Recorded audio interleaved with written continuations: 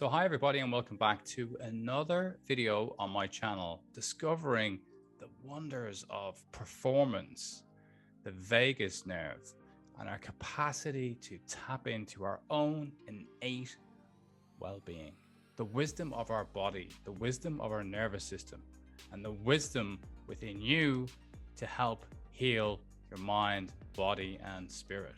This week, I'm excited to talk about sleep. It's one of my favorite topics. In fact, it's the most important topic in terms of performance. It is number one in my book of how can I manage my mind and body. So without further ado, let's have a look at sleep.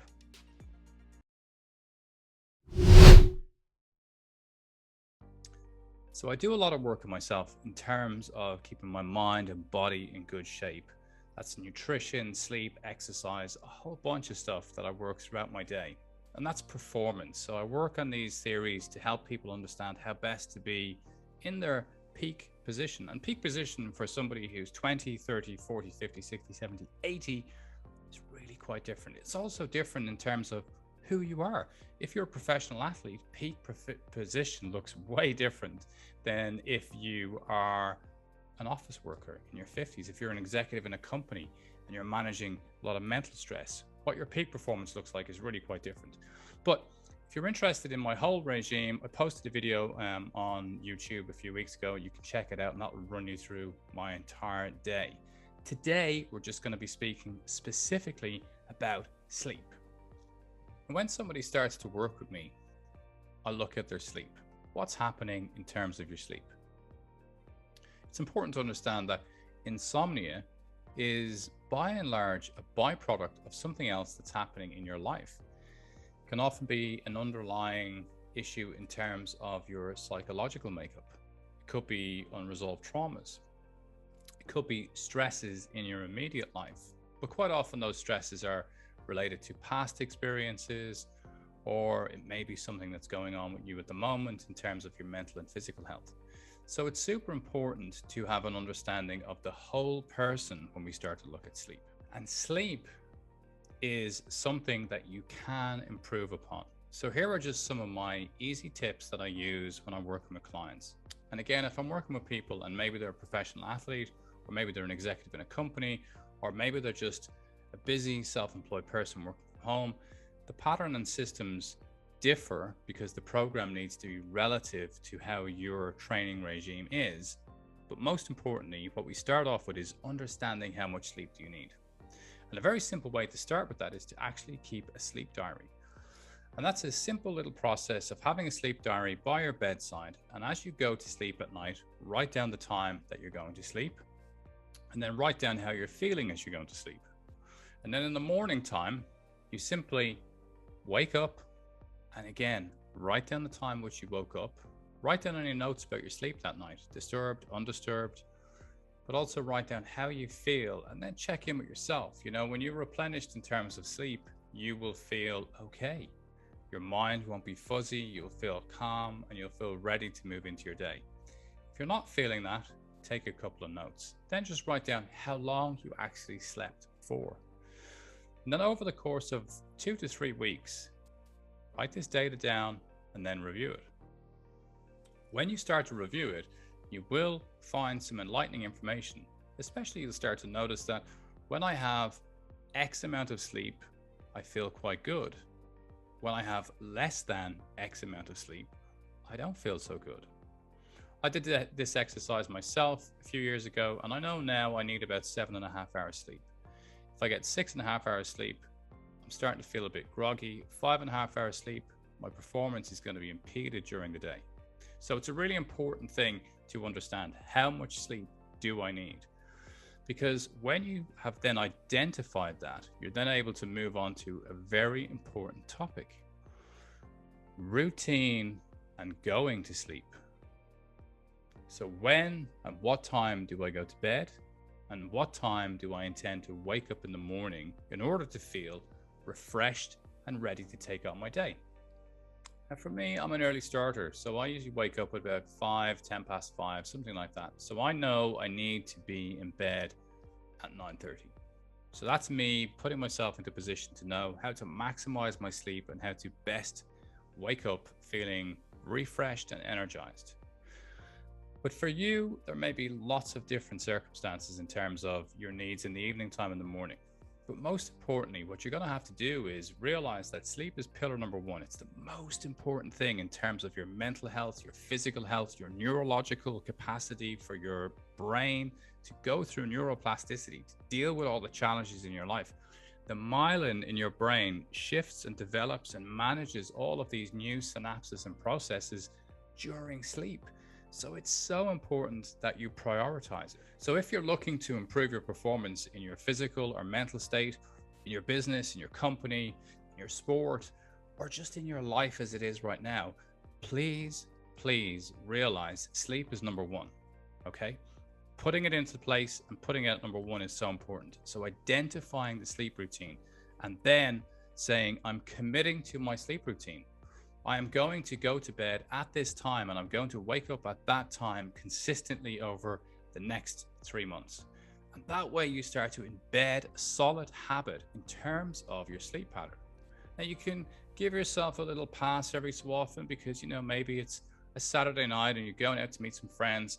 So you're going to shift it a little bit, right? But in real terms, in the broader sense of it, if you really want to maximize your performance, if you really want to improve your mental and physical health, gotta focus on the sleep. So that's the next and most important step. Routine in terms of sleep.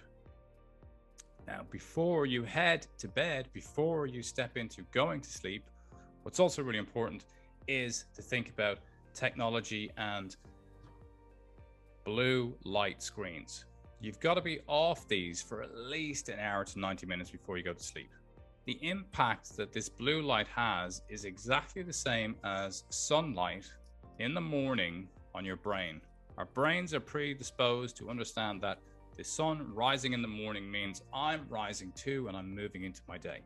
So stepping away from blue light, laptops, tablets, phones, etc., that's all got to go an hour to 90 minutes before you go to sleep. 90 minutes ideally, really, if you want to get it right. So you now know the time I'm going to bed, and you're also going to put something in place that means in preparation for that, I am going to step away from blue light. Next thing is to also consider, how have you been eating? Ideally, don't eat for 2 hours before you go to sleep. It means that the digestive system has been able to relax and calm down. And what we're talking about here is we want our vagus nerve to know that the body is safe, and we want our vagus nerve to know that the body is ready to rest. And we want our vagus nerve to know that there's nothing else that needs to be done right now other than rest and recover.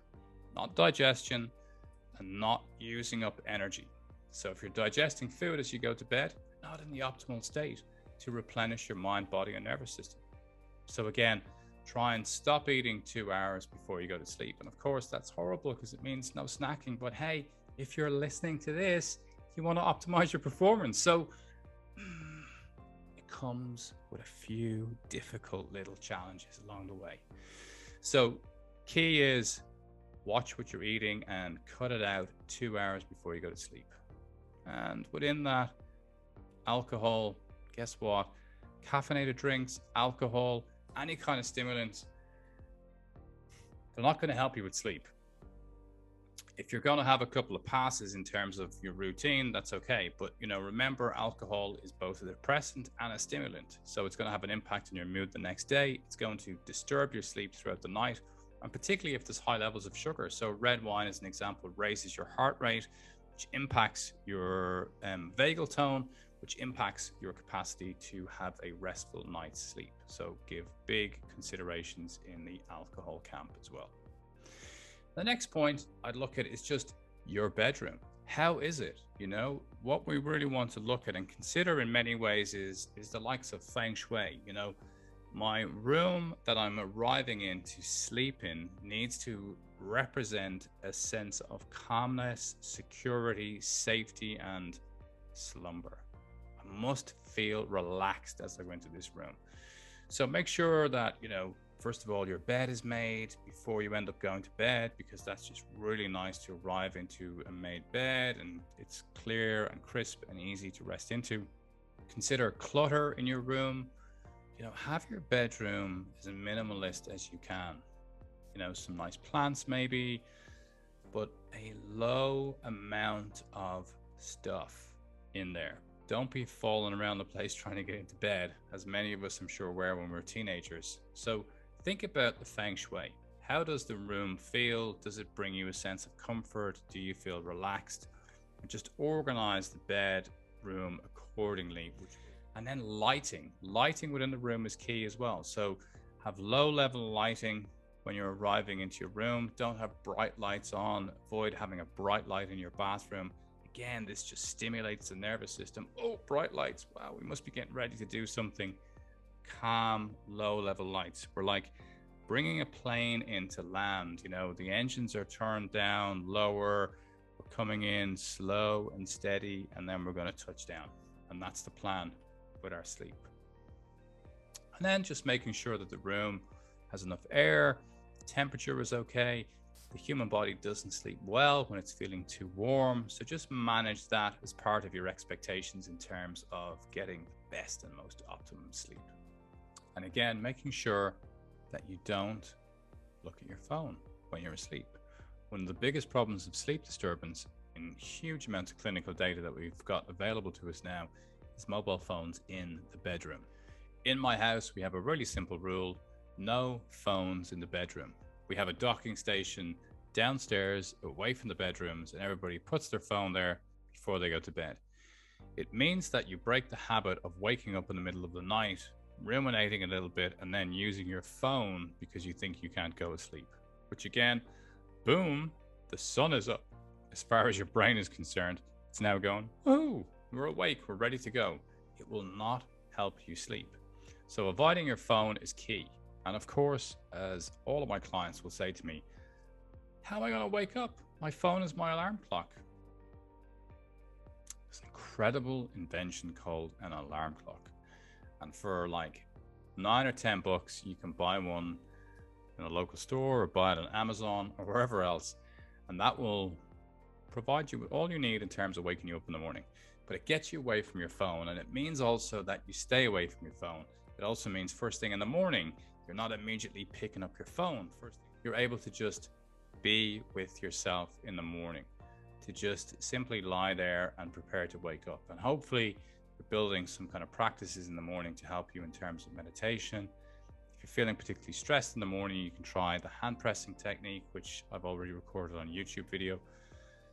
But just ease yourself into your daily practice, which is key in terms of managing how you move through the day.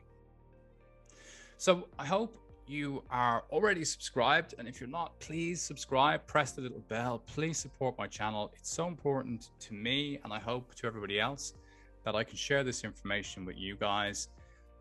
There's a Patreon page up now as well, so you can find me, Justin Caffrey, on Patreon. Anything that you can do to support me over there is really helpful, because it just means I can continue to develop and push out this content in hope of helping everybody. But please do like and subscribe to my channel.